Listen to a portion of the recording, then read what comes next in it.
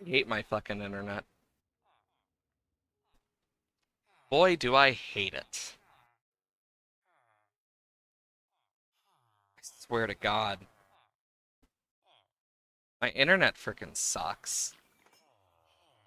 It's like, I don't like when this happens because it always is like, oh yeah, we're just gonna shut it down temporarily. Good luck. And it's like, really? Like, it's such an annoying thing that I don't get why it keeps happening.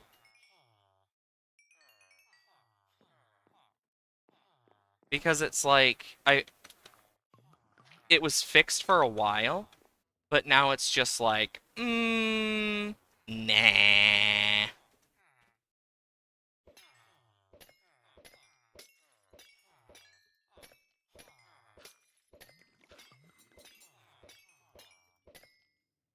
Okay.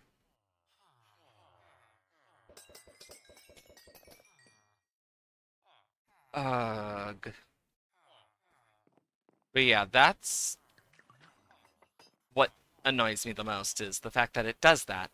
It's like, really? Because it's annoying in general. I did not mean to do that.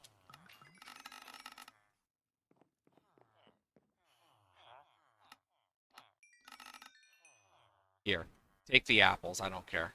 Um, it's like I need them to like I can only trade with each of them 3 times in a day. I just really wish the pumpkins didn't suck in this regard because like I just don't have a lot.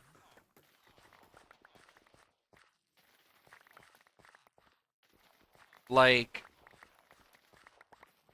just in general though, I'm really sorry about my frickin' internet. It's like it was fixed and then it just fucking breaks, not even a week later. And I don't know why they do it. It's like, oh, it's been fixed. No, it wasn't. Like, ugh. And I really wish I could get a different internet provider too, but I can't. Yay for living in a place where you only get one internet provider. And that's the one that's basically everywhere around the globe, it feels like. And I know they cover basically all of the US. And it's just like, bro.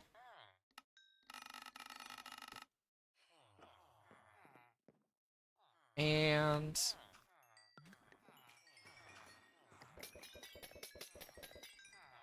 there. Close them up. But yeah, we're gonna want to set up an auto string farm probably. It'll be worth it. I really think so. And if not, well, crap. But it's one of those that you have to turn it on here and there. Ugh. Oh wow, Stream Elements finally connected. I think there was like one thing that wasn't stone where it needed to be, and that was like on the back. I meant to click him. Same guy, okay. There is an internal part of me that is just so exhausted with my internet provider. And it's not like I can change it. And I hate that part. It's like, of all things I can't change, why does it have to be the one thing I actually need?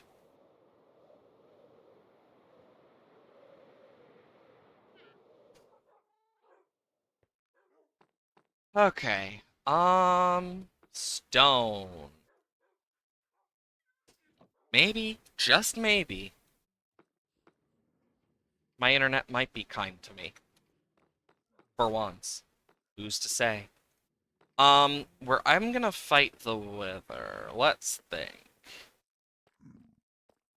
I feel like if we're gonna do it, we should do it underground. Safer that way. Deep Slate, it would have the least effects. I could technically put it in here. But no. Like, I think if I'm gonna do it, I could do, like, right here. Yeah, I think right here might work.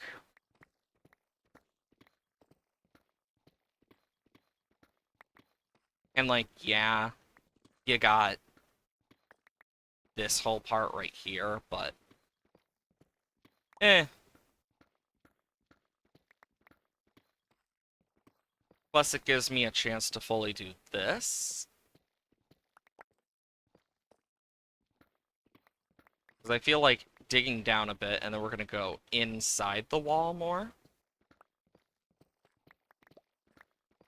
Oh yeah, I forgot. Caves. Um...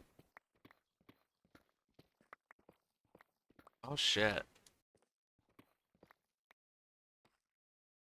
Well, that's awkward.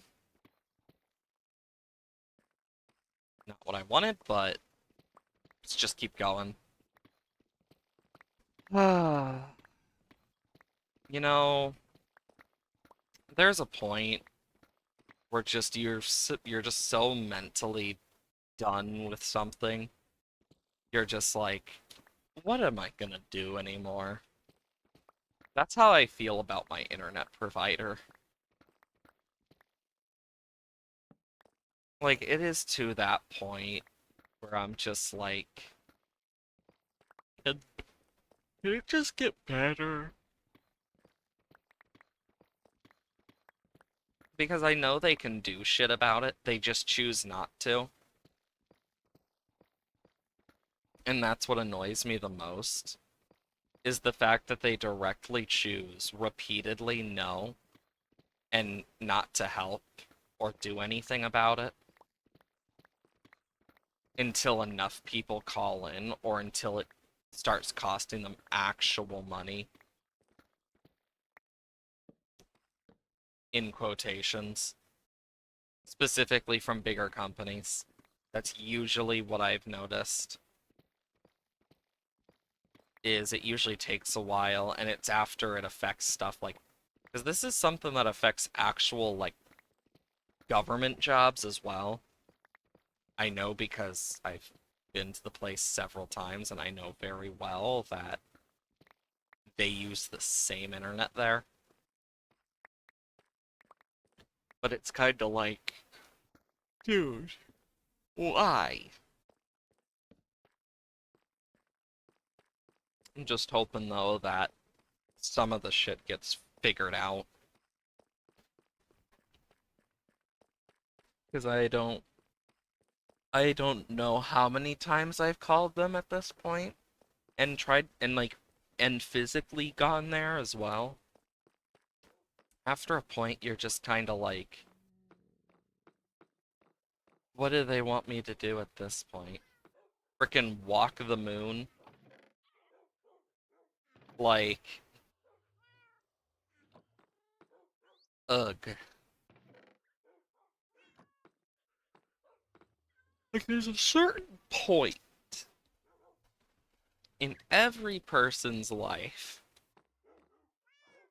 where they're just like, I swear to God.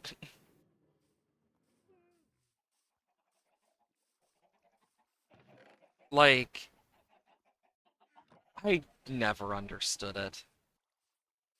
Such a random thing. And I still don't get why they did it the way they did. Like, I know eventually we should probably check on our sniffers. That's another thing. Definitely gonna want to check on them. Because by now they should have dug something up.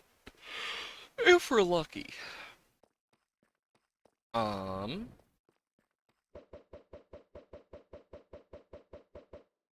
This is all in hopes of chickens.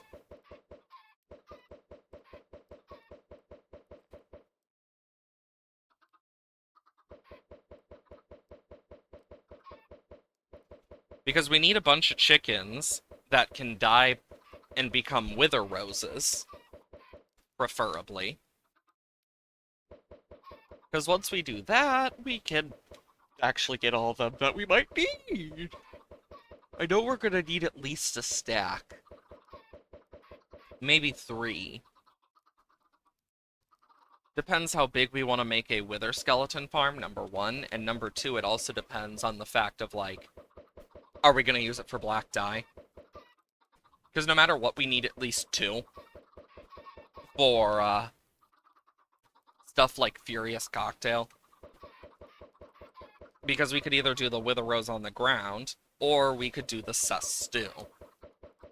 Or we could get a Wither Skeleton or the Wither to hit us, but we already need to frickin' deal with a Warden.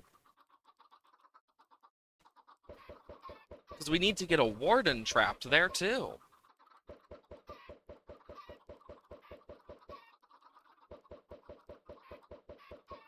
Because the easiest ones are gonna be, Bad Omen, oh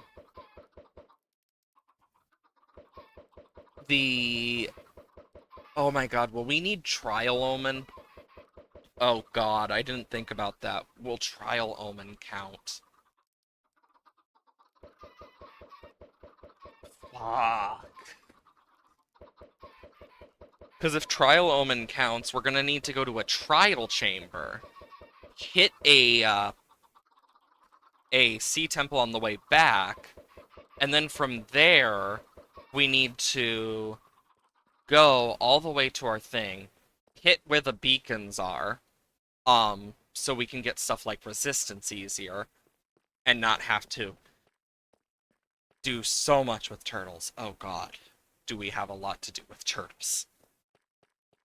Ah, is the best way to put it. Is ah.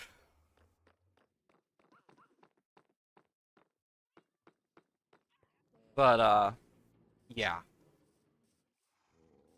Because we'll need haste, which you could only get from a beacon. Jump boost, because I'd rather not kill a bunch of rabbits trying to get more rabbit's feet than I need. Because, like, let's say I were to try to collect every potion type, I would need at least 3 rabbit's foot. Because, at least with, like, the tipped arrows, okay, you can get those from villagers.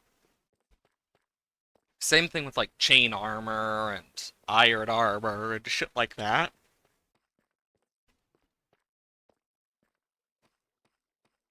And then it depends on what I want to classify under certain things. Yay. The fact that all of this is just so we can get Wither Roses says enough.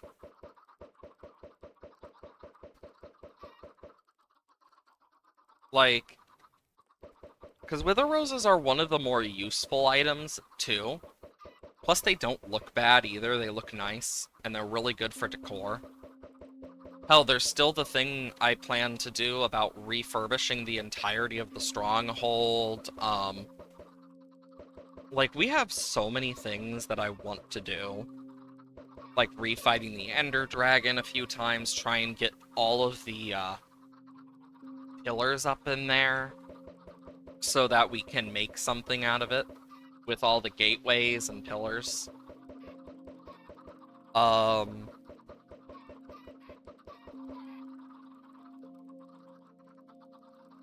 Like, I like to do crazy shit for fun. Like, that's the whole point for me. I love to do the fun, crazy shit. Build farms, stuff like that. But of course, there comes the boring moments. Like throwing a bunch of eggs into a pit, just for Wither Roses. I'm actually debating if I should leave these in here to turn into normal chickens so I can breed them. So once they have grown up, then I could breed them. Like, these are things I actually debate. when doing any of my grindy tasks and stuff. Um, for an example, I just trying to think of a good example off the top of my head. Um, Terraria. We'll use that for our example. Um, like the whole bestiary thing is a grindy thing, but there are certain parts that are just way more grindy. Like when I was doing the gnomes and I had to sit there for like 5 hours or so to get all 25 because we didn't have a living tree. So I couldn't like up any spawn rates any more than the water candle and battle potion if I remembered. And even then, I wasn't there for most of it. Like I had just left my computer going. And so it was without a battle potion for a good chunk as well. It's just like, dear God.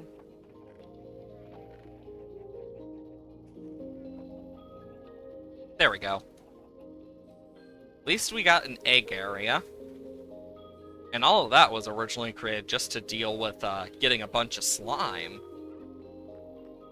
That's not even counting like the other stuff it was used for. I don't know how loud the Minecraft music is either. Like, I don't know if it's too loud or too quiet. Like, there's a bunch of stuff I don't fully know. I just know either way, getting all these chickens in here, and we'll do it slowly if need be.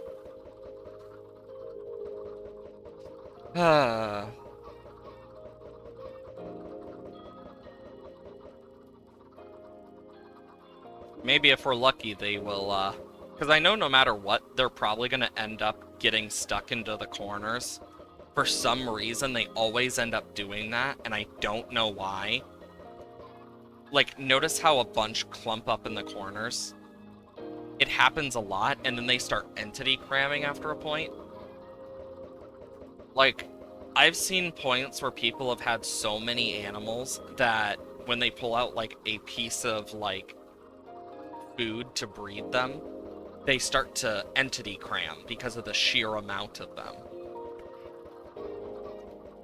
And entity cram limits, as well as mob spawn caps, etc., all are affected by different things, such as like player amount, even stuff that you can change within config as well. And a lot of it just depends, which is just kind of crazy.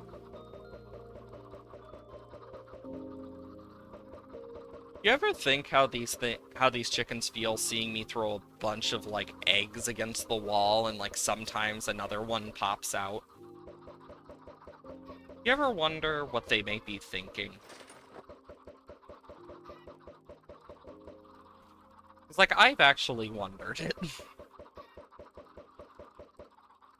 Because these will take a while to grow up either way. The question is just how long. Like, if I go in my F3, like, I am in a spawn chunk, technically. So those guys will grow naturally. Because if I were to go to a specific spot, spawn would be right here. So, so like, right above here is spawn. Which is kind of crazy, because I know, like, the spawn chunks is where people can spawn in general. But they're always loaded as well. I've actually debated, because I don't think my iron farm is in the spawn chunks, sadly. But, one thing I've thought about doing is chunk loading. But, I think it's like F3H? No. F3D? Oh no, that clears the chat. F3G? Yeah, F3G. As you can kind of see, it is all in like two separate chunks, technically. So I would need to probably make two of them or make it go between chunks. And that's like the biggest thing.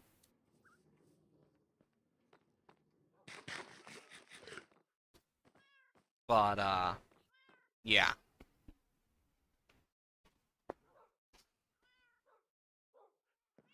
Okay.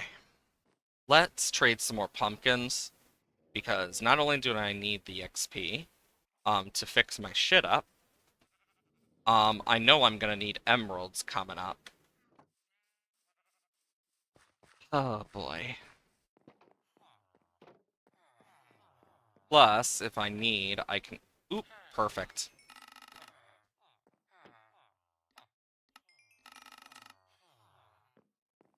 And then those guys will slowly change their trades over time. I could do a melon farm, but I'd need to have it set so it auto crafts the melon slices, which I could do.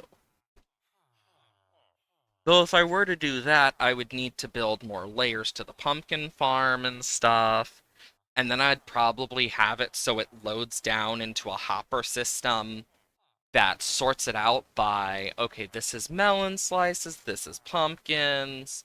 The melon slices get auto-crafted through this comparator that will detect, okay, it has everything, boom, boom, and then it will go through and craft.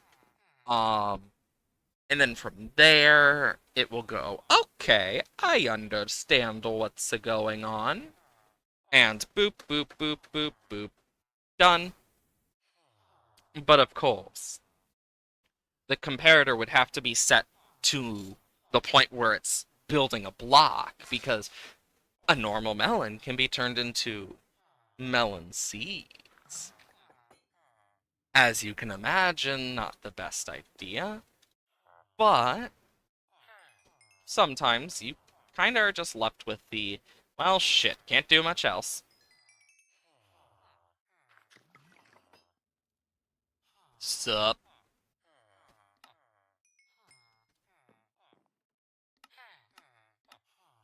But yeah, like, if I were to do a melon farm, I would need to do a similar thing that I've done with the iron farm. Like, either way. Because, yeah. A stack in 8 is not enough. Because I know we're going to need a lot for the armor trims and stuff. Because we need each of the armors. Let's just get that part clear. Um, your tool, you're the armor smith. Yeah, so we're going to need each of the armors. And I can easily just... But as you can see, it's expensive. So, here's what I'm going to do. We're going to try and get a zombie to turn each of these guys, and then use that to our advantage to get cheaper stuff, as well as maybe some Hero of the Village. Just thinking. I still need to get these sheep into their pens. I just keep forgetting. That's one of the things I just keep forgetting in general.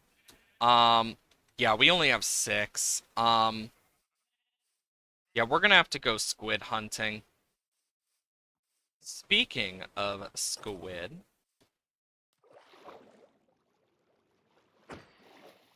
1, 2, 3, and 4. That's 13. We're gonna need a lot more ink sacks because 1 ink sack is 1 black dye. And so if I had a stack of white dye, I'm gonna need then a stack of black dye. That will make 2 stacks of gray dye. And then if I have the white dye for that, that equals 4 stacks of light gray dye. But we know we need more than just 4 stacks of light gray dye. We're also going to need the wool for it. And the light gray is limited as well. Math with Kaya's. And boom. I just know we're going to need a lot of black dye for more than just this anyway. So, might as well. I mean, I've already fallen into the pits of insanity in this game. What's a few more hours? A few more days? Years, mayhaps? Like, I know for my creative world, one of the things I've been actually looking at is the mob heads. Well, not specifically just mob heads, but player heads, because one thing I can do is change my skin repeatedly to get specific stuff. Like, let's say I want um a nice bush look, but it's not a big bush. I could use that to my advantage, and I've actually thought about doing that. Is that a skeleton horse? That's old or new? It's old. Nope. And it's going to float down to the bottom of the sea.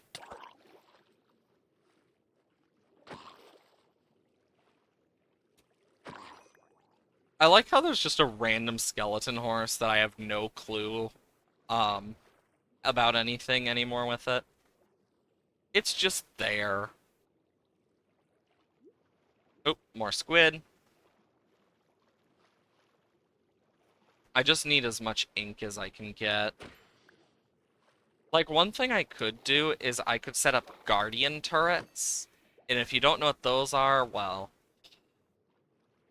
they suck to set up.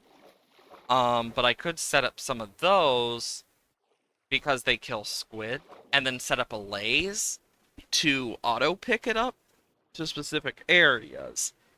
But it's not exactly the most efficient farm in the world.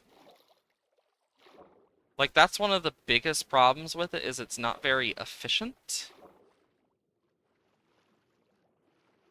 So we'll just have to kind of see. Hoping more squids spawn. That's what I need to spawn.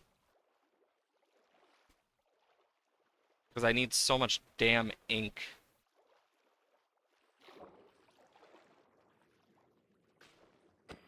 And boom.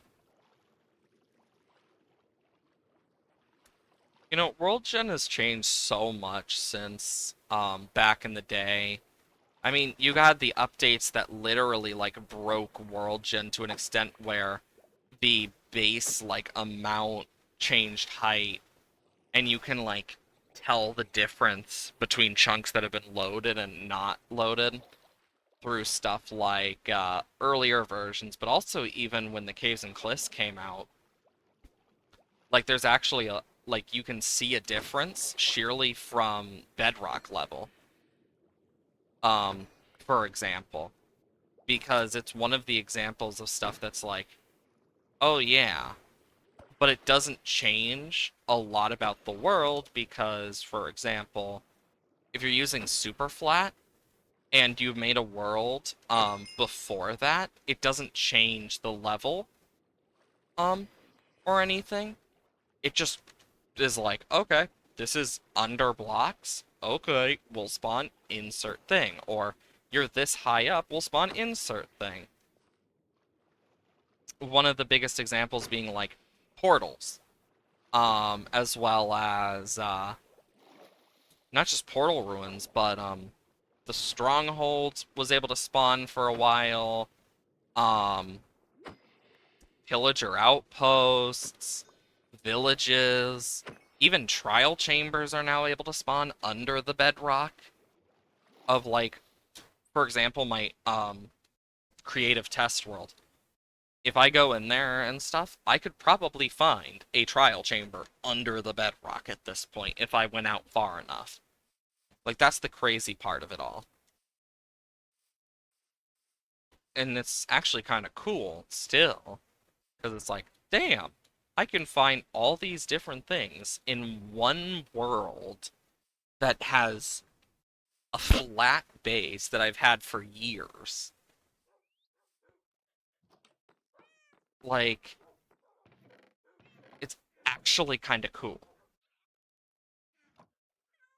Of course, over the years, things have changed. I've become a lot different in terms of how I um, do my creative stuff, and you can definitely tell when you look back at some of the old stuff I used to make compared to the new stuff. Like, not everything made it to that creative world because there's still technically an older creative world I've had, like several. Um, some of which got absolutely destroyed because some of the updates just could not handle more. And even then, my first ever creative superflat doesn't exist anymore. That thing has been gone for years, whether I like it or not. I'm not gonna get that back. And it's not because I don't want it back, it's more of a. It's been deleted for God knows how long because of switching computers. Because that's back when it was the USB drive and like storing was not the way it is now. I don't know why I just came over here. My brain just went, we're going over here, completely forgetting why I had the frickin' die. Because I don't think you can, because I think it's a, so this is something I feel like you should be able to do in normal Minecraft. Oh my god, you can? When did they change that? I didn't know they changed that. What? Like, because one thing mods usually do is change that, so like all things can be, not just like one or two sets of things. I didn't know they actually did that. I thought that was only modded, but then again, I might be thinking of the wrong thing, in all honesty. Light gray wool, andesite we'll take care of later. So one good way to get andesite, unironically, is quartz and cobblestone. And you may be thinking, Kaias, what the fuck are you talking about? So andesite, um, as well as like diorite, two cobblestone, two nether quartz. Um, where's andesite is diorite and cobblestone. I just need diorite and cobblestone. Or quartz and cobblestone, basically. Which is such a random but interesting little tidbit of information.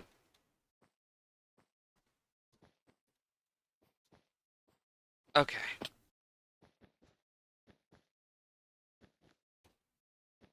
and then I can go like this. But yeah, this is basically what I do.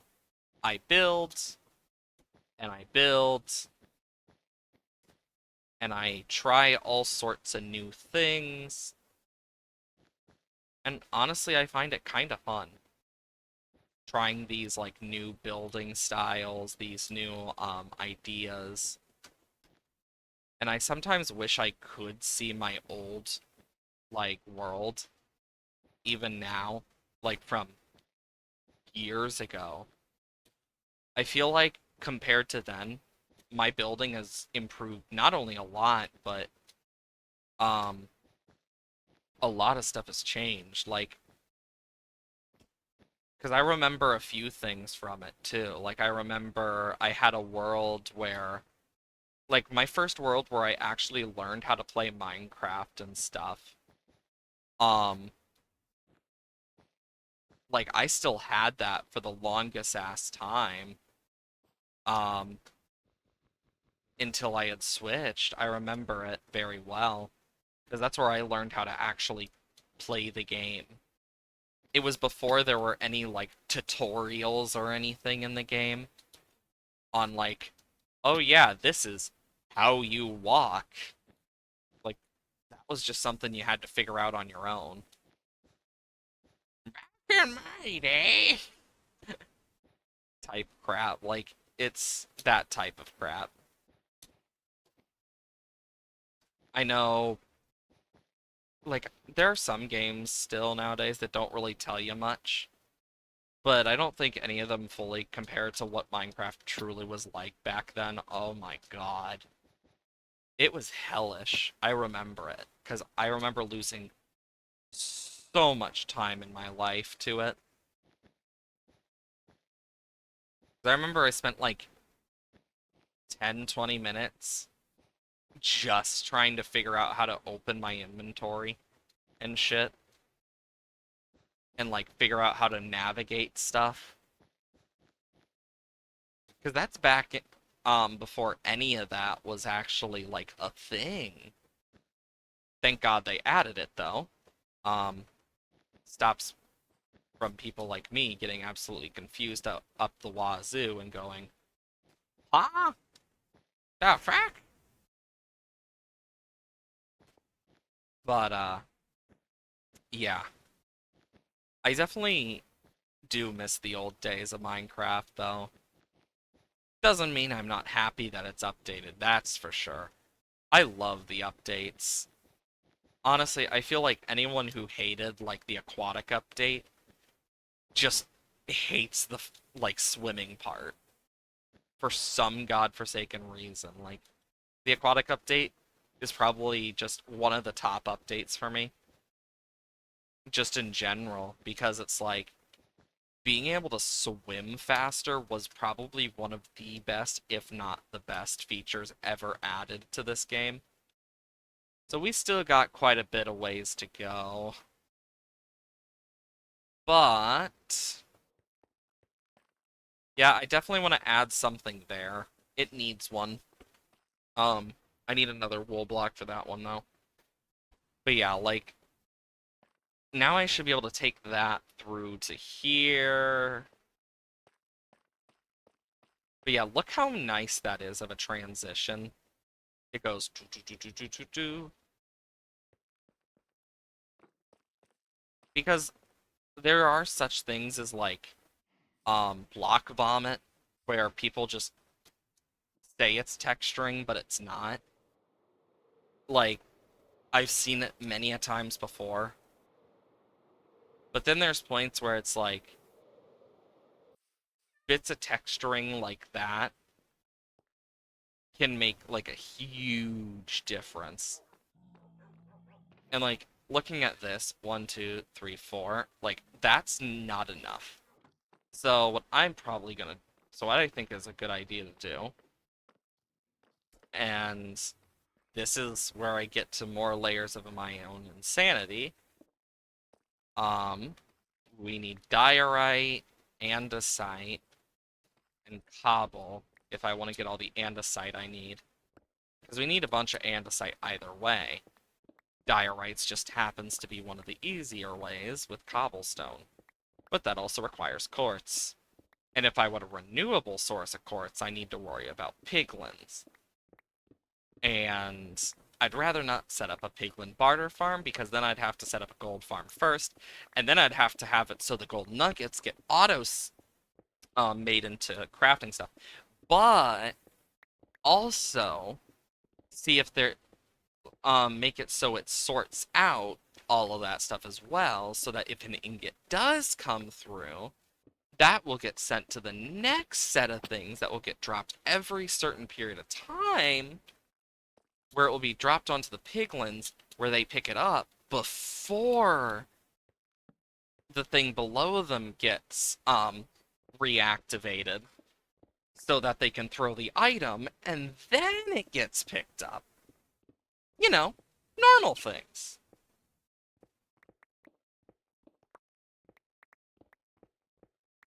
It's a very annoying process, though. Like, there's ways to do it, though, and I got some ideas. And we want to make sure it doesn't overflow, either, with gold ingots. Because that's another very common problem as well. Where something overflows with ingots and shit.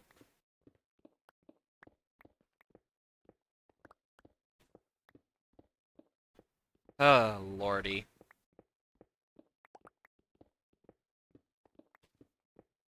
And boom. Because, yeah, we're gonna need to get a lot of shit. It's honestly kind of crazy to think that this is all for one single, like, build, but it's not the craziest thing I've done. I've done way crazier. I'm also thinking on how I'm gonna set up the staircase, if I'm gonna do a staircase, a ladder for the balcony area. Um, and that's one of the things I'm debating. I could set up a redstone elevator as well, or a water elevator. Like those could work. Um, it really depends. We'll just have to kind of see.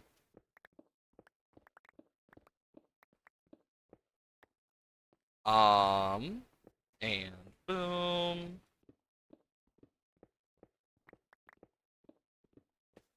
But yeah, it's just ideas for that part. I know,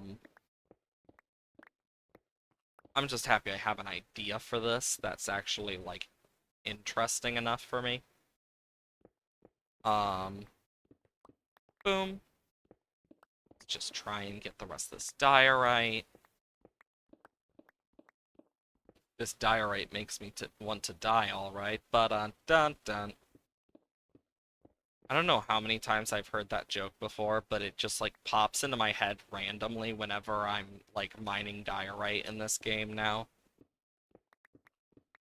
Because, like, I know a lot of people hate diorite, and I'm just here like, I don't really hate diorite that much. I feel like the one that is probably the least useful of the three is granite, just in general, because diorite can work really well in a lot of builds if you know what you're doing. I mean, same with granite and andesite. Andesite's probably the most plain of them all, in my opinion, though, because it's just like, oh, cool, retextured stone.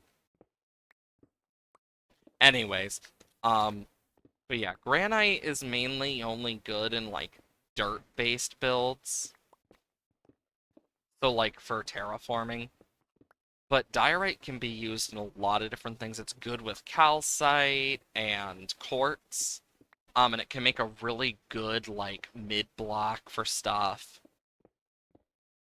And yeah, people say it looks like bird poop, which, yeah, it kinda does, but honestly, I think it works. Especially when it comes to building stuff. It's one of those things that, like, is used for enough that it's actually cool. Because there's a lot it can be used for, and I really do think it's nice. That's why I like diorite quite a bit.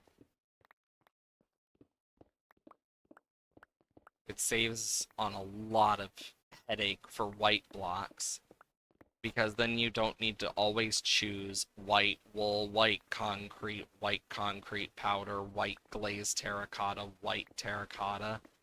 Because the white terracotta and glazed terracotta don't work with other whites that well. Because white glazed, most of the glazed terracottas just don't. That's and that's just kind of a thing that the glazed terracotta just kind of has to deal with. But then you also got the fact of just like, well, white terracotta's peach. It's not white. That's what sucks about white terracotta. It's not actually that white. I know with, like,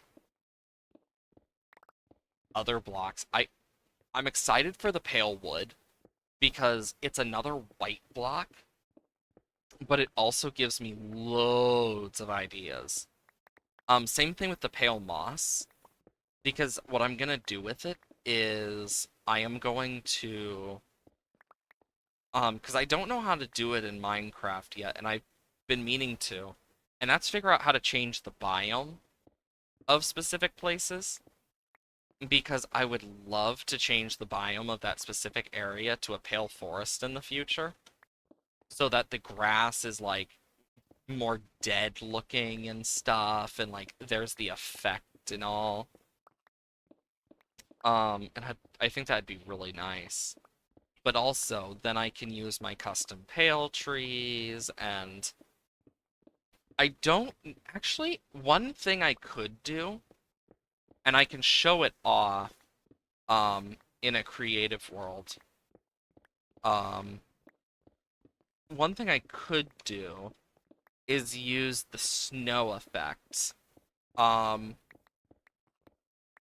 because the snow effect on grass looks really nice to a gray extent. Because it's like a grayish white. Let me show it off actually. Creative test. Yeah, this is the chest of a bunch of the stuff I can use here. But let's say I have a grass block and then slash give debug stick this. Because if I were to have like a few of these, I think this would work because while yes, it's snowy true, I think this would work as a cool one because it looks like a type of like grainy dark grass. Um and I think that could work pretty well as a possible thing, so I might just put debug stick in there. Also, since the last time, as you can see, I put those in each of the spots. Also, fun fact about that thing was made, that one fountain I created, the actual IRL one in Washington, D.C. was created by the same person who created the Statue of Liberty. Fun little fact for you today. Fun facts. Same creator of the Statue of Liberty created that. And now it's in a botanical garden in Washington, D.C. It's actually kind of cool. And it was commissioned, from him as well. And it had its like full electrical stuff replaced and water stuff over time. Like there's a lot in terms of history with that thing, but it's really cool. Damn, we are getting a lot. Just gonna mine up the coal, I don't care. Like, look how much andesite.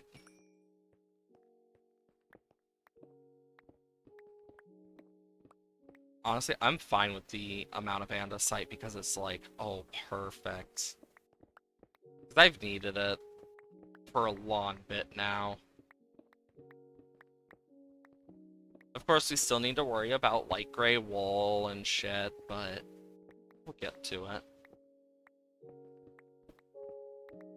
Light gray wool is one of those things that's just like, ugh, here comes more.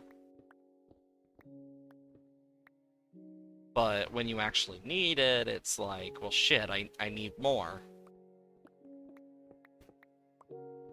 And I know we still need to do more trial chamber shit and stuff, because I still want to get Precipice, for the final music disc, because we're missing that. I know I want to try and get a bunch of things like that. It just depends what happens. Damn. Damn. My hope is to get rid of all this andesite and use it for my own builds. Because if we don't really do that, it's not going to end well. I know I personally am just like internally just praying my internet doesn't do more bullshit again today. Because ugh.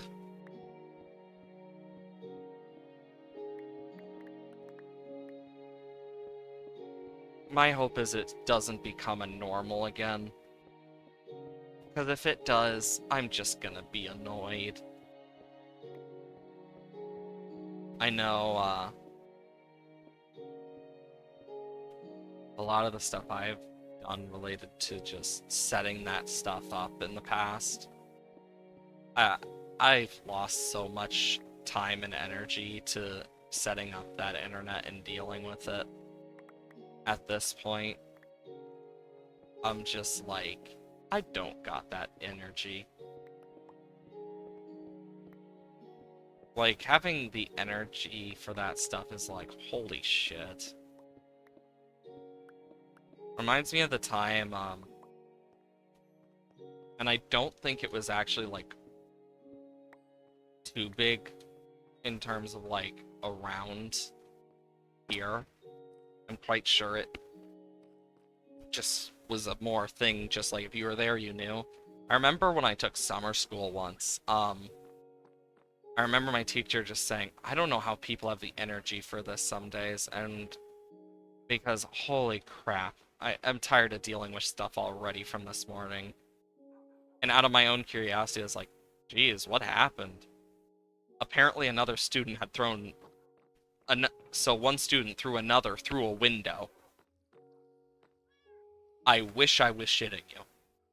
They got pissed at each other, they started a fight, and one of them ended up getting thrown out a window by the other. Specifically through one of the inside windows into the commons, which is, I know some places call that the commons other than just here. It's basically just the cafeteria. But it's like, bro, how the fuck do you have that type of energy to go out of your way to throw some person out the fucking window? Like, bro. And it was the first day of summer school too. It's not like it was a, oh, we've been here for so long. No, it was literally the first fucking day. I wish I was shitting you. And I'm just here now like, why? Uh, but yeah, like, I'll never get how some people didn't notice I was back. It's fine. Don't worry. Blame my internet company. It fucking sucks. And I thought it was fixed, but apparently not. And so, uh, after a point, you just are like, again? But yeah, I have some choice words for my internet company. Oh, but yeah, I still don't know to this day how anyone had the energy on the first day of summer school to throw another person through the window. Like, of all things you could do after getting in a quarrel with someone, your first thought is, no, instead of listening to the teachers that's trying to break us up, we're gonna throw the kid through a window. Like, what did bro do to get thrown through a window? Like, did he insult the person's mother or something? Was he racist? Like, there's just that internal part of me that's like, now I'm just curious. Because that's not something you really see every day, is someone getting thrown through a window. It's why I'm still curious about it, even to this day, years after. And I'm just like, so if people have this type of energy, can I have some? Because at the time, it's like early in the morning. Um, and this is also, it's kind of weird. It wasn't until after high school, funnily enough, for me, that I started to become more of a morning person and waking up like 3 a.m. I wonder if it's high school that actually did that for me. Um, because just in general, like, you had to be up pretty early, but it was also summer. And most people were like, we just want summer break. But it's like, summer school. You usually chose to be there. But I'm kind of looking at it now and I'm just like, honestly, I don't know how I dealt with some of the shit that happened at that frickin' school. Like, some of it was just like, what in the Sam hell? Because it just absolutely boggles your mind because of how out of pocket it is. Just like, oh yeah, this kid, yeah, he freaking beat up this other kid all because, like, oh yeah, he said one random thing to a person near him and he's like, nope, I don't like you anymore. Based on a real fucking incident from my school. But one thing I always hated, and I remember this in high school, it's the people who would talk super loud in the hallway, and then if you like said anything to them about it, they would be like, stop listening to our conversation. But it's like, dude, stop making it everyone's fucking business. Like, you know what I'm talking about? Where it's like they're talking super loud and then they give you this look like, what the fuck, when you reply to them. It's like, then they get mad that you're acting like you're part of the conversation, but they're making it everyone else's by just how loud it is. Like, that's always been one of the things I've hated with a passion.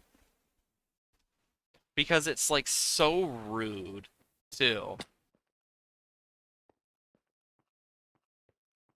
Okay, we just need a little bit more. Um, I could probably shear it off the sheep around the mountain, if I'm lucky.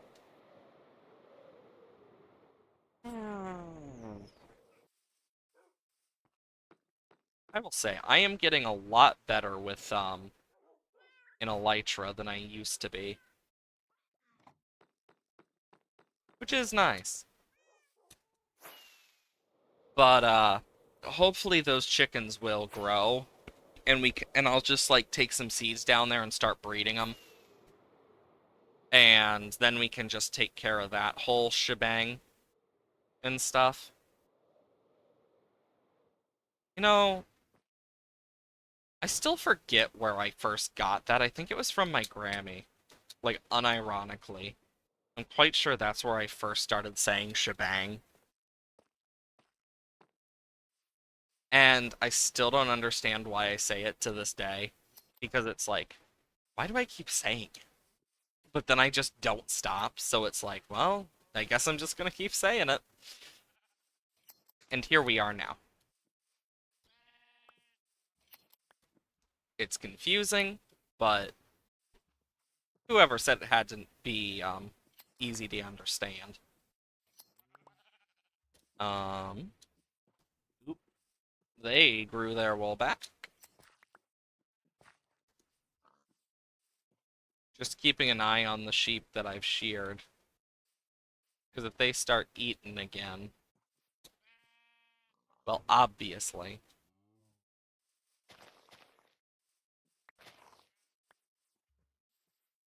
Oh shit. Probably do this.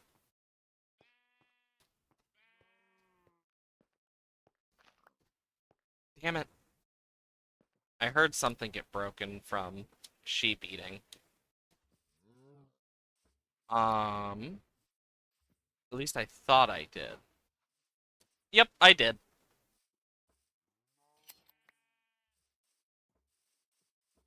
Will this be enough? I don't know. I could hope, but I don't know for sure. let's just shear a few more. Um, just to make doubly sure. Damn, these guys be eating. But yeah, I've lost track of how much time I've actually spent on some of the stuff in, like, just Minecraft in general. I definitely need to, like, find a way to kind of track that better again. Because I'm just curious and, like, how much time have I spent doing insert thing overall? Honestly, I know that, like, if there was a tracker for, like, how much have you spent doing insert thing, like D&D, for example, uh, my parents would be pissed at me. The sheer amount I know I've spent on, like, not only D&D stuff, but also just overall, like, art stuff. Because I know how expensive some of that stuff is, even with sales and stuff. I know it's a couple grand at least. Because you got the glove, the pen, the batteries, the then you got the whole program itself because I use Clip Studio. Um, back when it was actually a bit cheaper too.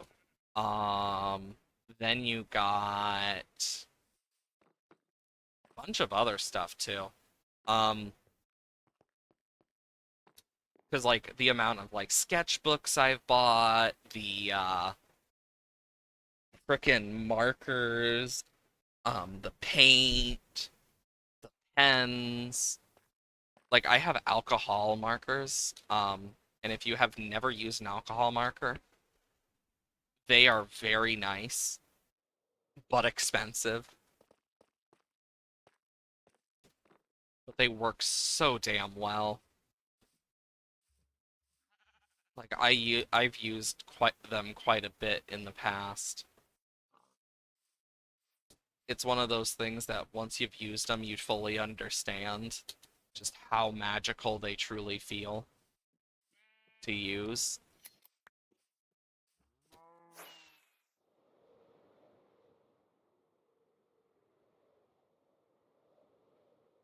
But yeah, with alcohol markers, I actually found a love for using some of the stuff that they allow you to actually try doing.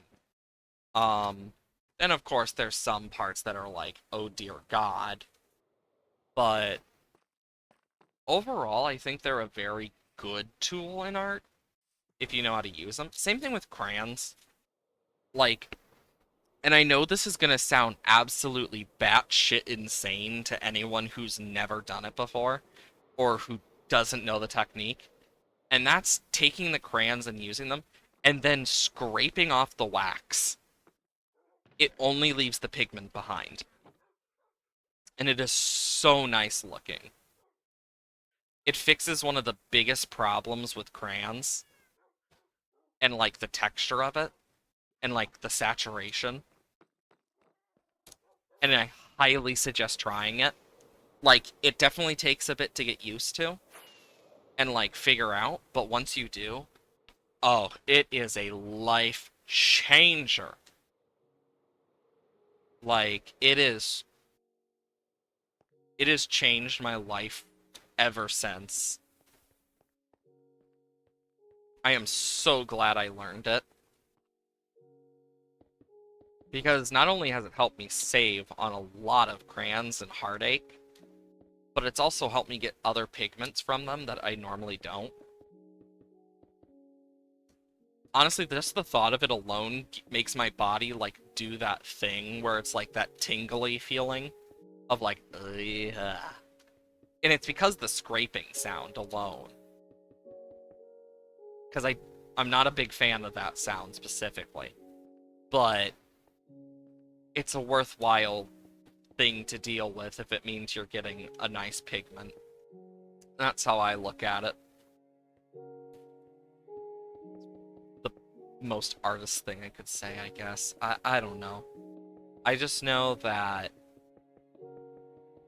I have so many, like, pencils, mechanical pencils, different types of pencils, paints. Like, if you've ever seen how much oil paint costs, when I tell you that I have spent hundreds on oil paint, oh my god, that is nothing compared to, like, if you were to buy acrylic paint. Because I've bought, like, more stuff for oil paint. I have a full-on set of brushes, hog hair brushes too, and non-hog hair. Um, and I take very good care of them because I'm not crazy. That shit's expensive as hell. Probably buy quite a bit if I um, just use art supplies like base cost that I've used. Um, but yeah, I've lost track of how much I've actually spent on art supplies over the years. Um, but I know, for example, some of the stuff like the pins and the markers aren't as expensive as the paints. Paints are the most expensive thing. Like, and ceramic stuff. Oh my god, the stains. Like, the cost just to get a basic ceramic stain is so fucking expensive. And that, like, for a small jug, it's like 20 bucks. And when I say jug, I mean like a cup. Like, think a small, like, pickle jar. Like, it's around that size for, like, 20 bucks. Which may not sound bad until you realize how much it actually takes to fully stain ceramic objects. It gets expensive. Um, like, I've spent so much money on just, like, gray stain and stuff, too, for, like, high school. When I was doing, my one fountain. Um, and then there was also red stain, and depending on the color of stain, too, depends on how expensive.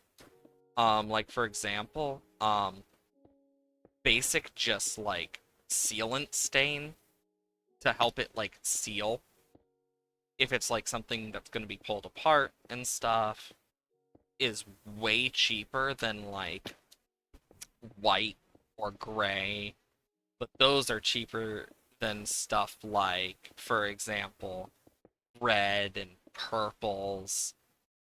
Like, the more complex the color, the more expensive, but also some colors just cost more depending on, like, what they're made of. But I know some of them are just, oh my god. Because, like, I just think about it whenever, like, a school teacher buys that for their class, in a ceramic class, and I'm just thinking to myself, this teacher is spending money out of pocket for this shit. Like, any form of, like, thinking that they don't do a lot is insane. That shit's really bad in terms of expenses. Especially now, it's gotten more expensive since I last bought it too, which I think says enough. I know, in terms of sketchbooks, I got so many. I got palettes. Um, I got full-on canvases. Like, I have a stack of different types of, like, palettes for painting and stuff. Um, I got all sorts of, like, charcoal pencils, erasers. Like, I have a full, like, tub worth of stuff. And I made sure that I had a lot. And it was definitely a worthwhile thing. I found it to be a very good amount for me, and it works very well. Of course, I've used most of the stuff. Keyword is most, like, and I'm talking about when I say used most, I mean used up most of it. I always forget it gives 2 back. I think that should be enough. If not, well, we'll make more. But like I've used up so much, like supplies on just random art. Like I could probably open up one of my old sketchbooks. Like some of them are being held together by duct tape. Like they have been through the ringer. And I have varieties of sizes of them. I have ones that are sketchbooks that can withhold paint. Some that are sketchbooks that can withhold all sorts of stuff, and some that can't. Um, I got big sketchbooks, small sketchbooks, even a mini sketchbook too, which has a bunch of ramblings from therapy, last I checked. Well, at least ramblings in terms of art, because I write down a lot of what I feel in art form. It's actually a really healthy method. It's way better for your health, mental and physical. It's just useful. I mean, mental health is the best part there, because mental health also affects your physical health. Like, because one of the things, like, with art is, if you can get yourself outside and doing art, that's great. Because there is a lot you can get from just nature itself, as well as, like, everything else. I have spent God knows how long making stuff from nature, from different places like North Carolina, South Carolina, Florida, Oklahoma, like all these different places that I've been. And I mean, yeah, they're only like states and stuff, but it's also like a state is the size of a country in Europe, basically. I mean, hell, it's just kind of crazy in general how much you can draw too from these different places, whether you've been to them or not. It's easier to do it when you've been to them. I will say that for sure. Because once you've been to them, you actually know more about them. And it can really help how you, like, draw and stuff. Um, in terms of D&D, though, I got so many different, like, source books. I have a full working map that I can use as well that I basically can use dry erase markers on. Then I have to question, do I count all of the old toys I have from my childhood that I've been using for minifigures? So like I have old dinosaur toys and stuff. It's also crazy how many of those toys got recalled for having lead paint in them and me having to get them replaced. At least most of them replaced. Like, God, that's one thing to remember. But oh hi sheep. I know I'm excited because oh boy, do I have a lot. Um, then you got every single map I've gotten, like keys to the Golden Vault, if you've ever done that one. Holy crap. Like I have a full thing I can just break out if my party ever like decides to rob a vault. You know, just go out of their way. We're gonna rob a vault. So, I actually got like the base rolls for that. I got rolls for all the different types of stuff, including spaceships. Normal ships, spaceships, carts, wagons. Like, I got all of that stuff. Then I got the dice and the amount of stuff I spent on dice. I got this really cool thing that's like this clear plastic thing that is adjustable height for different things. So, like, if someone's flying, or in the case of Mara, and the amount of times I've used it when she's, like, using Levitate. Um, then I got my D&D bag. I got the paint that I've used to paint some of these minifigures, mind you, because I have painted some of these minifigures, myself. Then you got the stuff that came in Pokemon card boxes. And Lord of Mercy, the Pokemon cards, if I even try to go into how much there is with that, like, oh my god. Because I have so many Pokemon card things. Um, I know with, like, Pokemon cards, I used to collect a lot of them. Like, I still have a lot of stuff.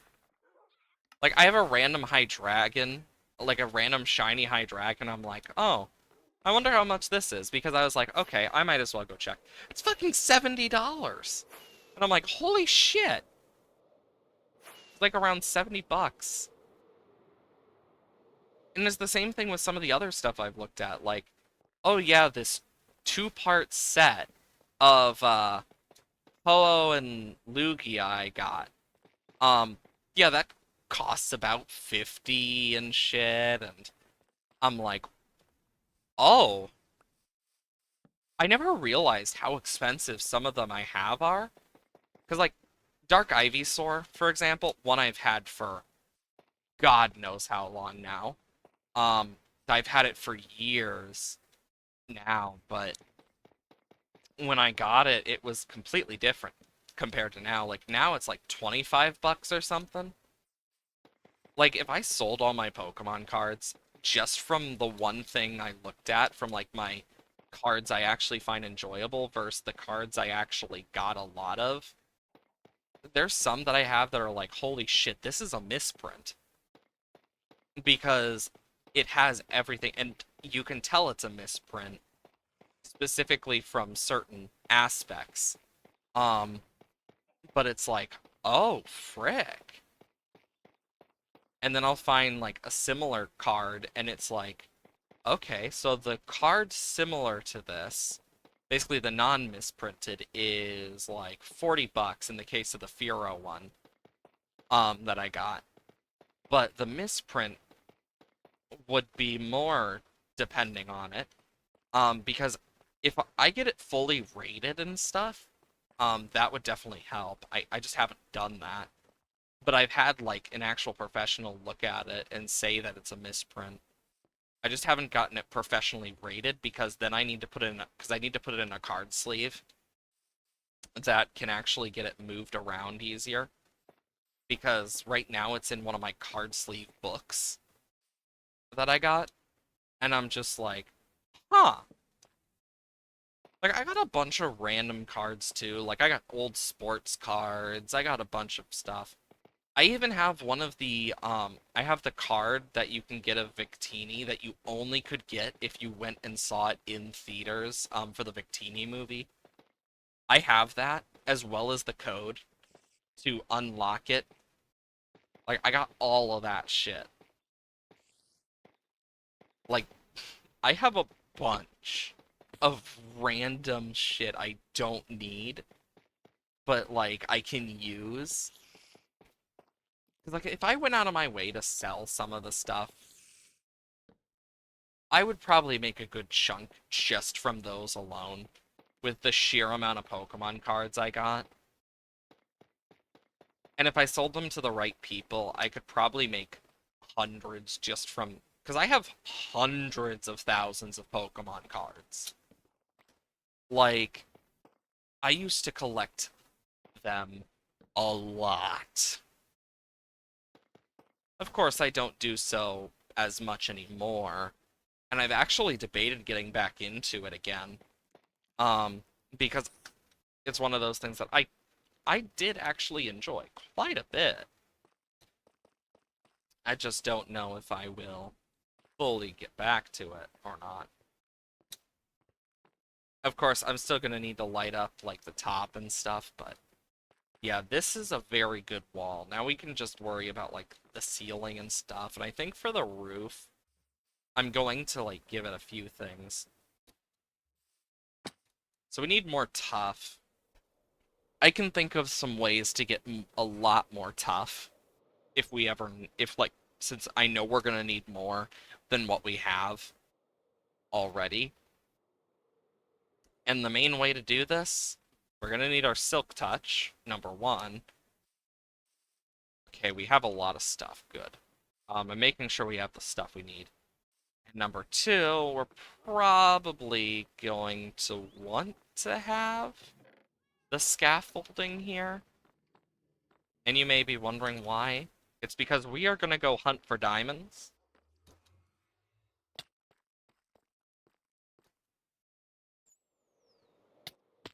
Ow. We can also check on if the chickens have grown or not. Because they are in the spawn chunks, so they should have grown by now if they are loaded. Yep. You know, I didn't think about this.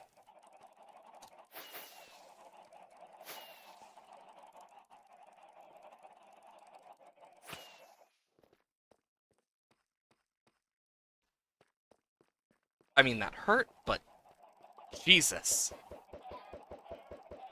Look how many... look how many chickens. Like, Jesus Christ. I mean, the good part is we are going to be using it. Because this is where we're going to get all our wither roses from.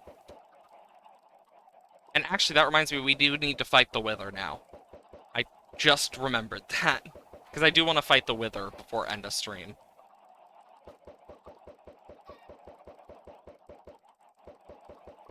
Like, worst case scenario, we don't get everything we need, but best case scenario. Because we're going to need to get tough and stuff anyway. Like, this is all the stuff I do. I will spend hours doing this shit. I'm crazy, I know, but... yeah. I think there's enough in here that we can at least do the test for the wither. Because I am very, very curious. Because it did mention that about soul soil. And if that is true, we're about to witness something crazy with what I'm about to do.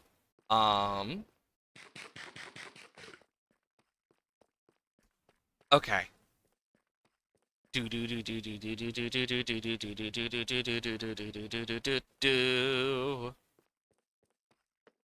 Like, I'll still bring soul sand in case we need it, but this makes me really curious. So, 1, 2, 3, 4. 1, 2, 3, 4. And then we need 3 skulls. So how bad or good do you think this is gonna go? Because I'm actually curious if Soul Soil does this. Because it's such a random thing that I'm like, wait a minute. Why does it say Wither spawnable?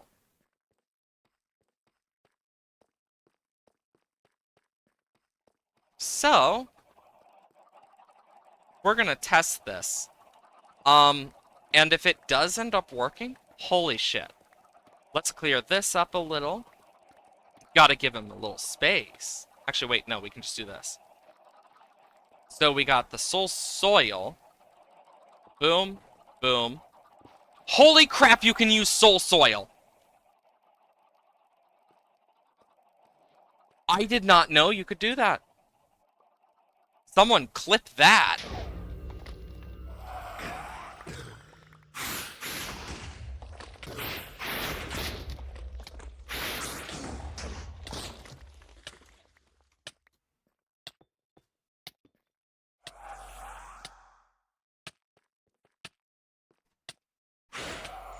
Like, holy shit.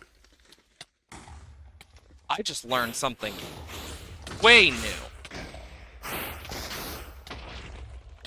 Oh shit, I'm gonna die. I don't have a bow. I just realized that. I don't have a bow with me.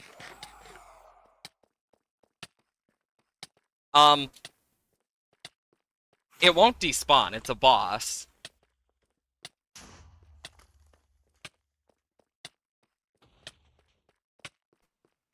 I think it's got distracted by, like, a bat or something.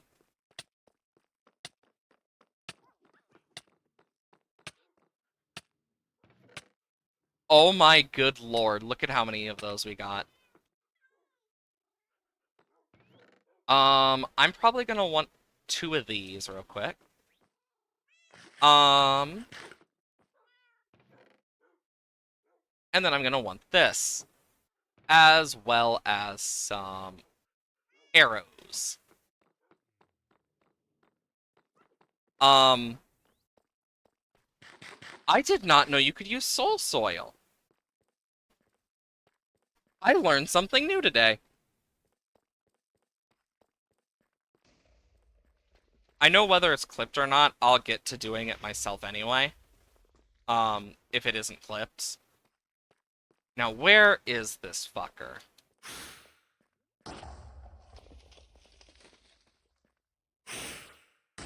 Oh, fuck!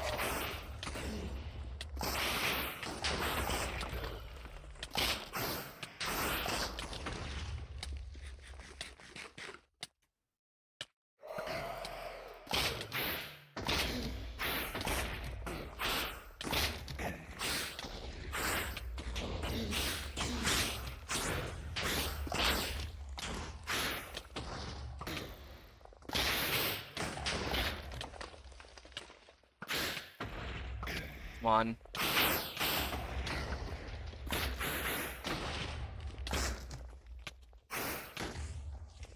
Ow.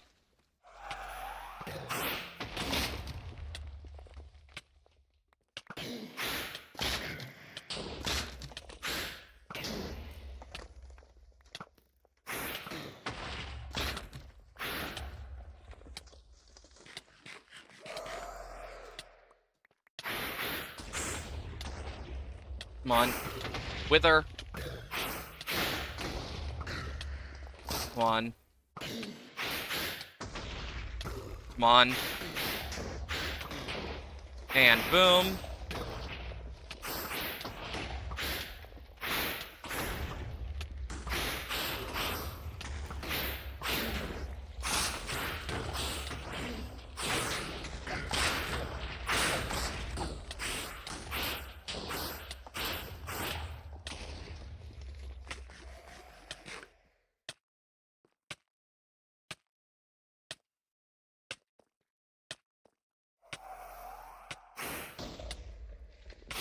Come on. Give me the ability to eat game!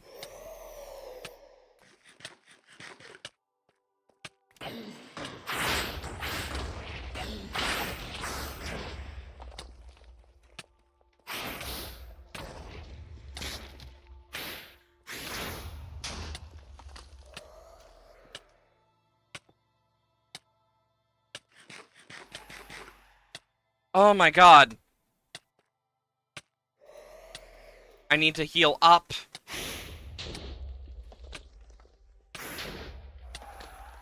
Let me heal up, game!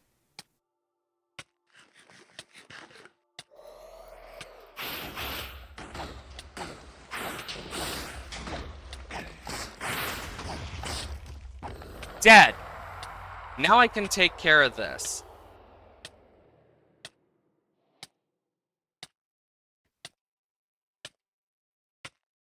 I am trying... Okay.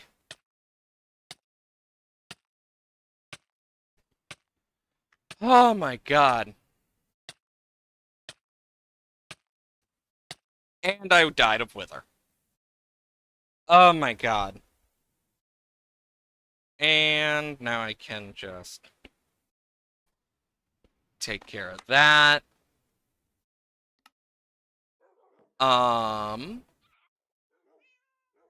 Moderation. Give me a moment to add this, and then I'll go grab my stuff.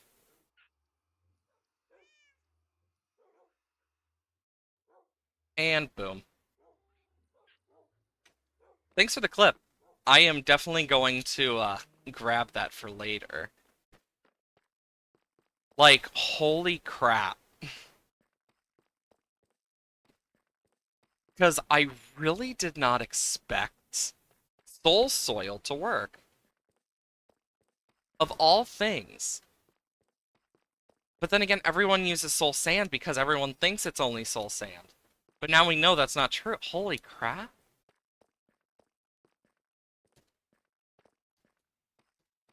I just learned something new. I don't know if people have known that or not either. Before me. Because if they did, they never said anything that I know of. But like, holy crap.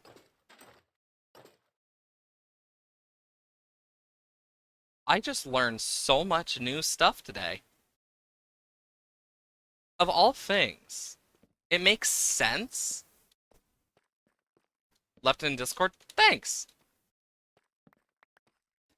Oh, that's so cool. And we got all the wither roses we need, too, hopefully. At least for now. Don't think you should use fire protection for the wither? Honestly, blast protection's way better, but I have fire protection on my helmet naturally. Can't really do much about that. But yeah, I definitely should do something. Okay, now I can put this away. And that. Then I can put this away. All of the feathers. The raw chicken. Look how much raw chicken there is. Jesus Christ. Just gonna do that. And then we can put away the deep slate. Okay. But now 1, 2, 3, 4, 5. And then we need 3 obsidian. 1, 2, 3.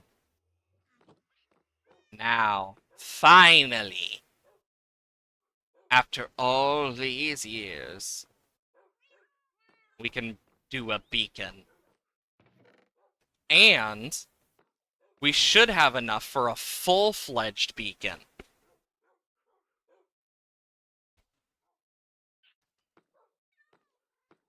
So if we go to our iron farm, for example, we should have enough. Like, I think it's like 1.5 stacks to 2 stacks area, I think. Boom, we have enough, we can make a full beacon.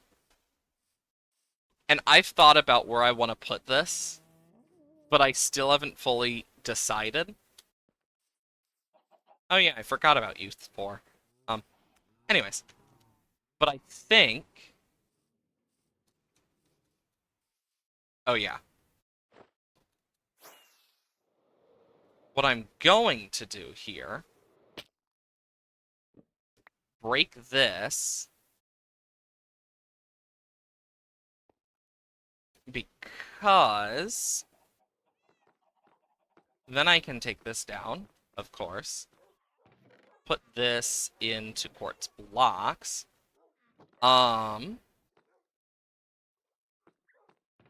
Actually, I'm probably going to want a few more of these. Because that just gave me an idea. Something I can do. Boom, boom, boom, boom. And then I can go.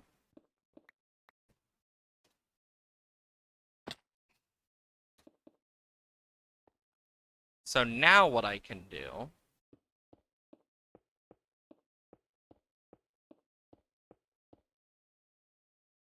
And yeah, this is kind of how this has to be. I can basically move it up to here. And I'll add staircase as needed. So... We need... 1, 2, 3, 4 layers?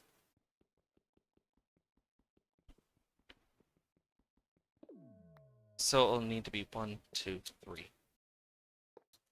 4. So it goes do, do, do, do. Meaning I can better get an angle on this.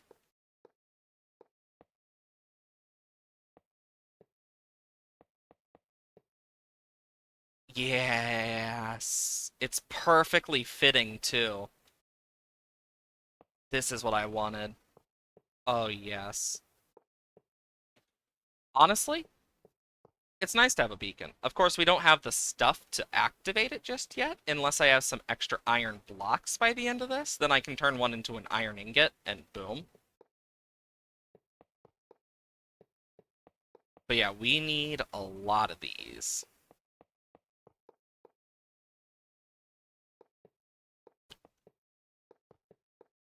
Because I know it doesn't take 3 stacks for this. I know it takes a little less, at least.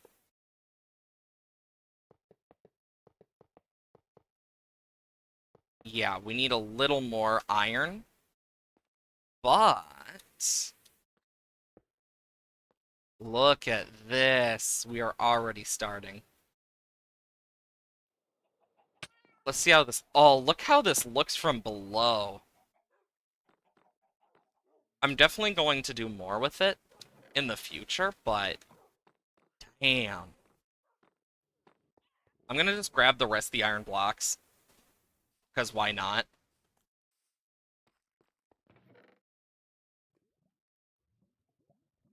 Um, and then I can just take one of the iron ingots from here.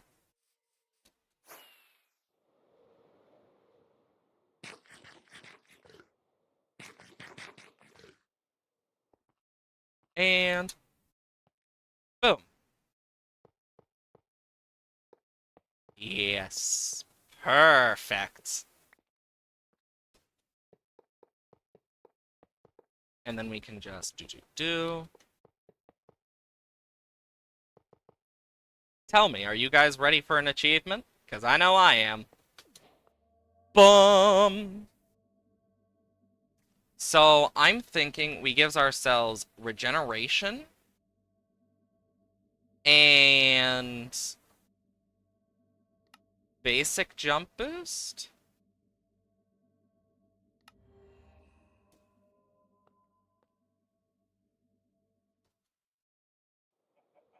Okay. Do I have any extra glass? I know what to do with this.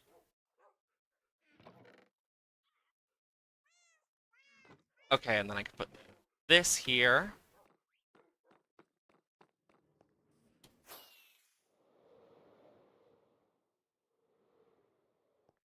Okay, so if I go down here, I can do that. Boom.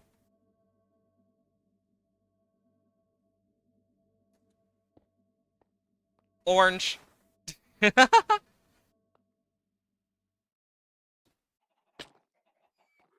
Definitely saved me a lot more damage. Plus, now that I'm actually auto-healing. Oh, look how that looks. Does it actually turn white after a point? I never realized that. In the... I just want to see what this looks like from a farther distance real quick. Yo, look at that. Now we actually got a beacon. We'll also find out if this is in range of it. Nope. So when do we get in range? Um,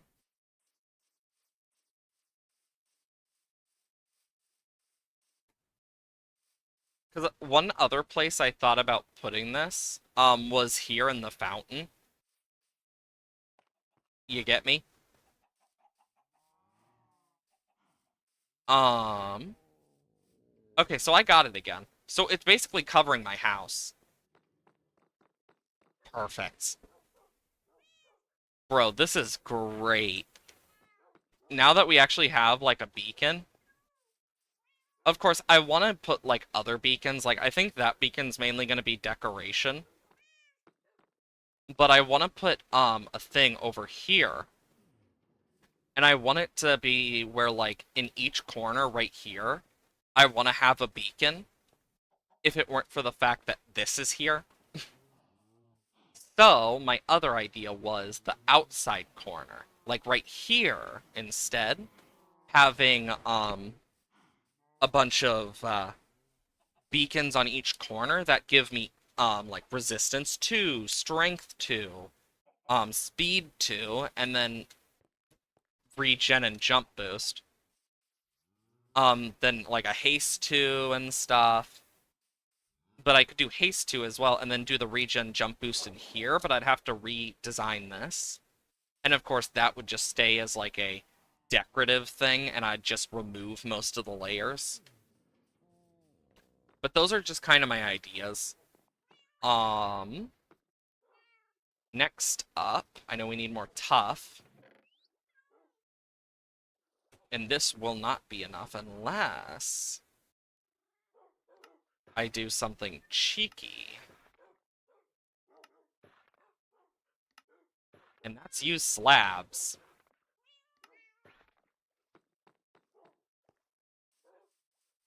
But, yeah. I actually never would have guessed that you could have... Because, like, it makes sense now that I think about it that soul soil can be used. Like, that makes more sense now that now that I'm thinking about it. And also, I'm thinking about rising this up a bit. Because we're gonna have, like, the little thing above it for each.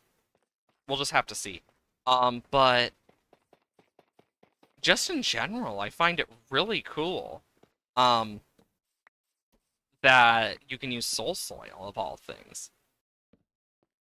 And honestly, it's nice when you learn something about a game you never knew before.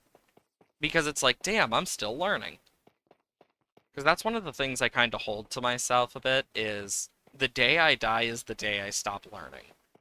That's kind of the thing I follow in terms of like overall with my life, because it's like if I stop learning, then I'm dead, because in life you're constantly learning things. Doesn't matter how old you get, how young you are.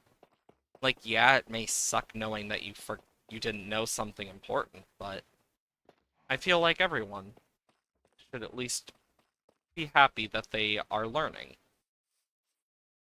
After all, not everyone can say, damn, I just learned something new today. Which, while sad, it's also like, cool, I learned something new. And I have a greater knowledge on stuff I didn't know. There's a lot that goes into that in general.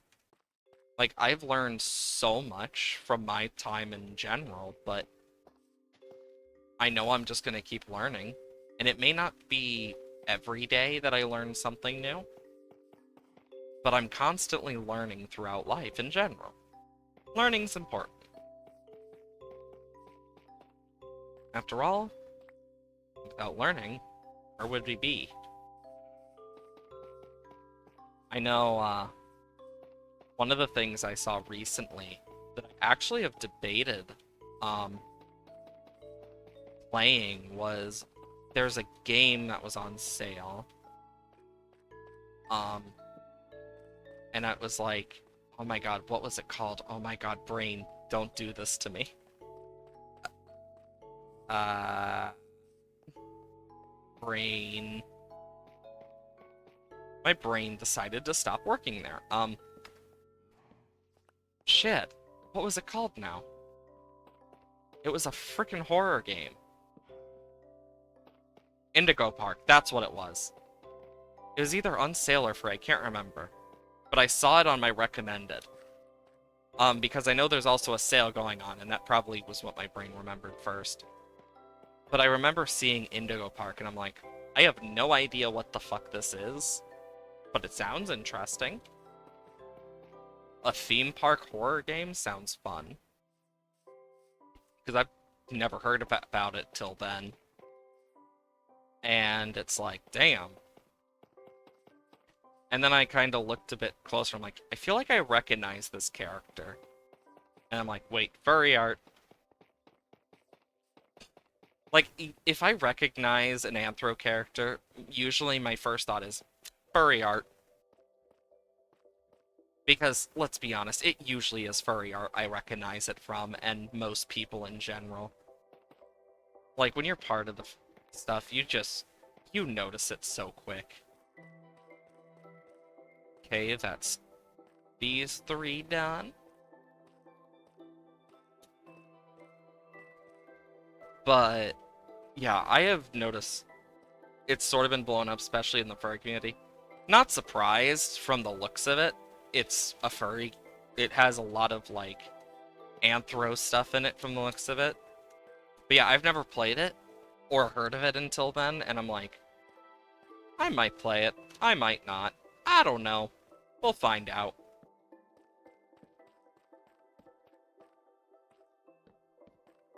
I know either way, though, I definitely want to look into it. Because I find those types of games interesting. I like horror. Even if it's not, like, my biggest genre in the world. Like, I still like horror games. I think one of the biggest things about horror games that I really enjoy is what you can just do with them in general. Because it's a horror game. And to make things scary, like truly scary, you also got to think about, well, shit, what makes people scared? And that's like a really good question when it comes to horror games is why are why would insert person be scared? And then you got stuff like FNAF, and you got to ask yourself, why would someone be scared of this? Well, let's look at the facts here. People are scared of animatronics. People are scared of all sorts of different things. But another thing that is important to remember is people overall get affected by noise. That's one of the things that FNAF did great, is noise. And not in the whole, oh yeah, insert noise thing here. No, it's like the actual, like, background noise, the ambience, where it overloads your brain with so many things when you're supposed to be focusing on one thing that it unintentionally causes your brain to be nervous and get scared, start feeling different ways about different things and people. And it's really cool. It's a very common thing to use in a horror game, especially, is stuff like that. Like with Phasmophobia, you got like the random ghost noises that can appear that can like catch you off guard. Like that's why when jump scares happen, it's usually paired with a noise. Because a noise is more likely to scare you than just a random thing. While yes, both still scare you, when paired together, they give a bigger experience. And I'll be the first to say I hated the whole FNAF-like stuff that happened after. It was annoying, and just a bunch of the same old shit. Like, jump scares are probably the cheapest way, and I don't consider it horror. Like, I'm someone who can get jump scared really easily, but I know, like, with Phasmophobia, for example, the reason it's scary is not just jump scares. It's the whole environment. Um, and that it's the same thing with FNAF. But, like, even then, if you only rely on one thing, it's not gonna work. Like when a horror movie, for example, relies only on jump scares, I don't consider it a horror movie. Like, it's just like, really? You consider this horror? Because it's like, it's a cheap way to get past it. And like, even then, when I think of horror movies, I think of things that like drain your sanity, things that make you go, "What the fuck?" Like things that are either gory through slasher, that break your brain through psychological horror, that are odd and feel out of like comforting yet terrifying through like just liminal spaces and or for example, one of the things that's also creepy, analog horror, where it uses like real life technology that's older or even new. There has been one I found that actually uses new technology instead, yet still manages to be scary as hell. And it's like you look at it and it's like, this is done really well. Um, because that's one of the things about analog horror that I really love is it doesn't only rely on jump scares. And it's the same thing with other stuff. If it relies on like creepiness factor too of like a creature. Like there are some really creepy creatures, but I like when they use that to their advantage. Like, for example, one of the reasons certain creepypastas became so damn good and remembered is because of not only the stuff that people remembered about them, but also they were creepy. They had good stories that went with it. They weren't built off jump scares. So the character had to be focused on more. The creepiness of it. And of all the creepypastas, the first one almost everyone thinks of is Slenderman. Not only because of the game, not only because of how it physically affected real life, because people actually thought it to be real and stuff, but you also get the fact of it looked like a tall man with tentacles. No face. Like, it hit several categories of what are considered horror.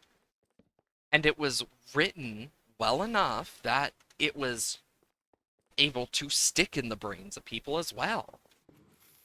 Like, Slenderman's always been a very well-known character from creepypasta. And that was before the whole murder thing that happened with it. Like, that's just what made people who didn't know much about creepypasta finally know about Slenderman. But it's honestly kind of crazy too, because you think about some of the other stuff. Some of them, like, in all reality, the writing, not the best for most of the creepypastas. Like, Sonic.exe, for example, is probably the best example of it. Of, like, God, the writing is absolute shit. And that's usually how it goes for most of the video game ones. Like, a lot of them are just, oh wow, really? You don't say. Cursed game cartridge. Like, that's usually what it is. But the thing about Slender was it was based off the creepy old black and white photos, which also, yeah, that affected quite a few people.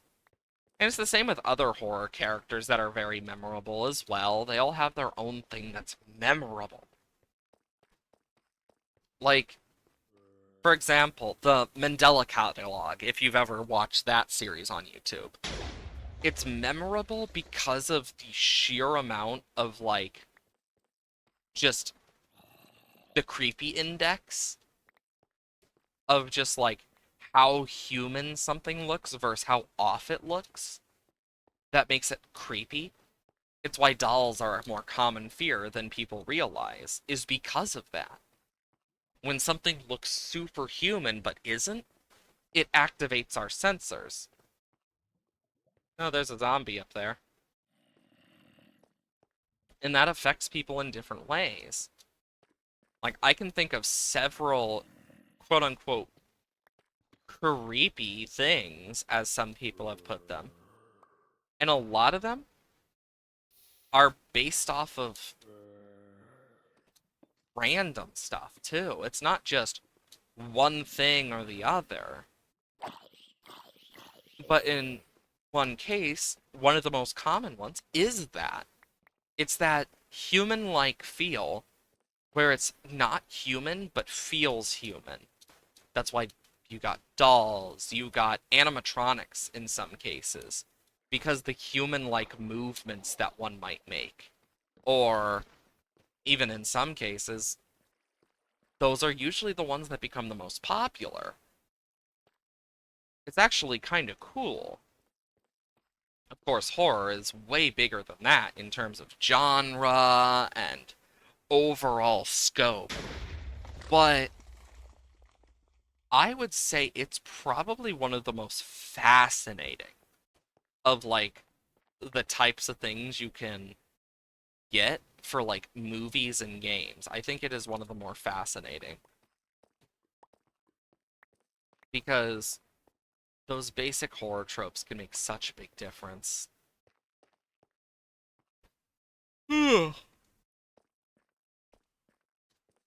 But yeah, like I know we need diamonds. I know we need tough. That's why we're here. Actually, I'm gonna do this. There, now I don't have my wings on right now. I can put it there and switch as needed. And the reason I have scaffolding is to help get rid of lava as need be, because it's a really good way to do so. And of course, I fill this in to flatten it out over time, but yeah, like, I do want to see more horror, like movies, more horror games that actually take more advantage of that. Because those are always some of the best rated, too. Like, are the ones that actually have that. Especially, like, those are usually the better rated ones in terms of, like, games. It's why you got some games that are just more popular horror games. And sometimes it's just what's popular at the point. What makes something creepy? Or what is seen as the biggest horror genre at the time? Like, are jump scares seen as the scariest at the point? Then those are going to be more common in games and in shows and movies and stuff. But if you're trying to build a horror scene, for example, music, that is one of the biggest things. But not just music, also how you present it. Like one of the more scary scenes of a movie I saw, instead of just playing music, they just kept it quiet. They didn't play any music.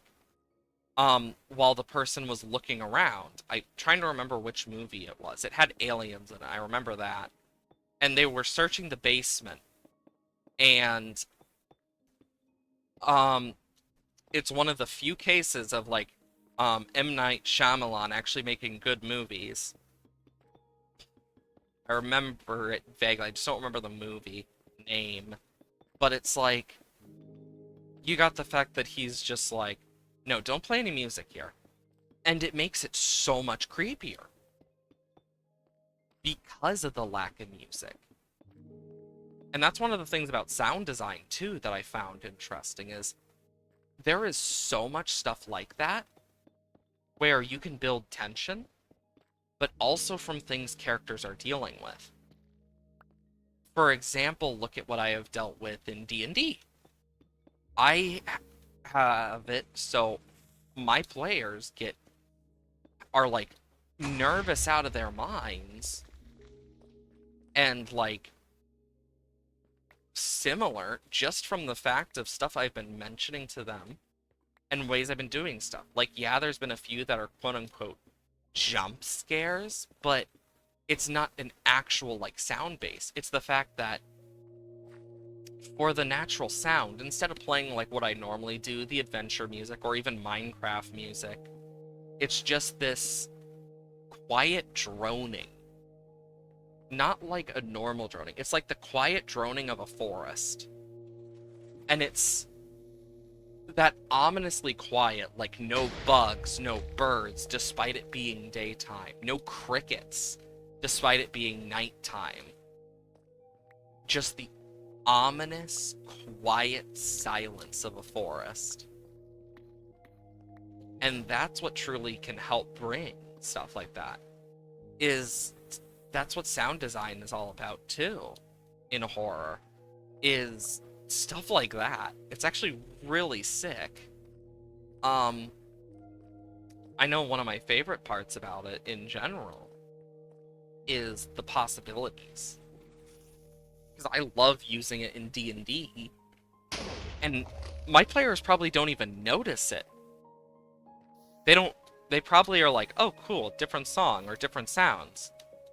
They probably don't think about the fact that I'm actually using, like, full-on sound design tricks and stuff. Like, I'm not just, like, using a one-off thing that isn't common. I'm using full-on, like, sound design tricks because it's fun.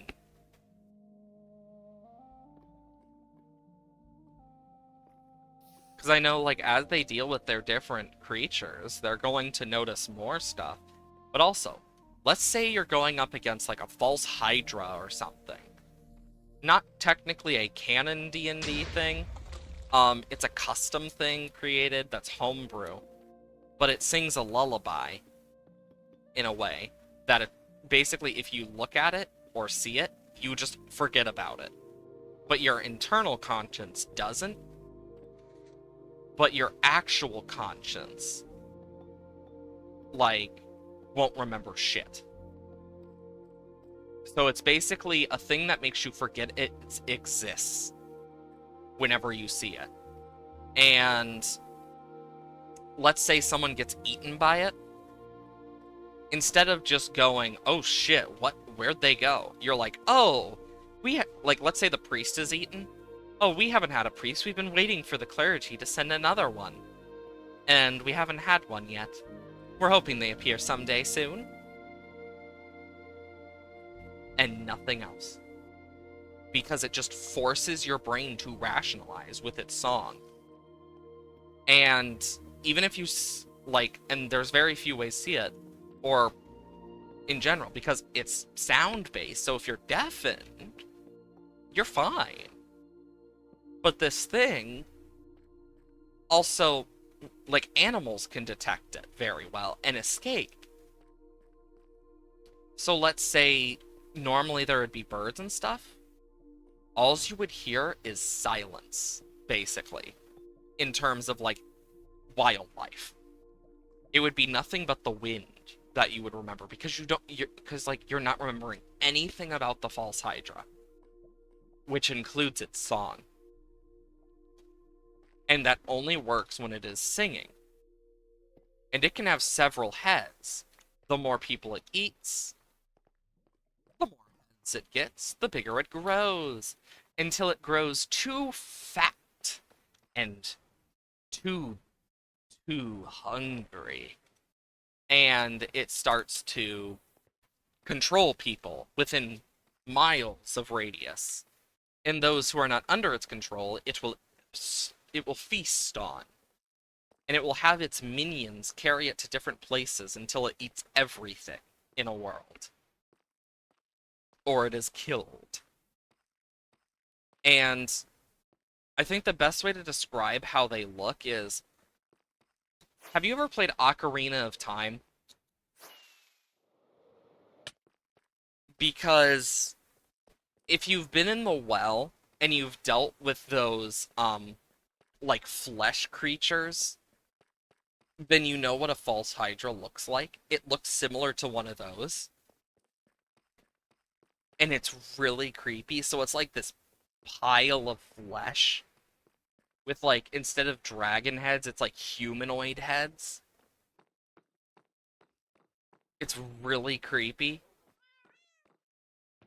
It's one of the few D&D creatures that actually, like, overall makes me nervous, because it's one of those things where, if, let's say you're a DM, you basically have to go to them and basically just say, like, let's say the cashier gets eaten. What cashier? Because no one remembers. Or it'll be like, oh, that cashier? Oh yeah, they disappeared. But if someone's eaten, they're just forgotten about, for the most part. It's kind of crazy. Like, that's one of the things I've always found interesting about those things. Either way, though, !Dislab if you're not already part of the Discord. I stream every Monday, Wednesday, Thursday, and Friday, 8 a.m. to 12 p.m. CST, preferably with less internet issues, but sometimes it happens. Thank you, Charter. Ugh.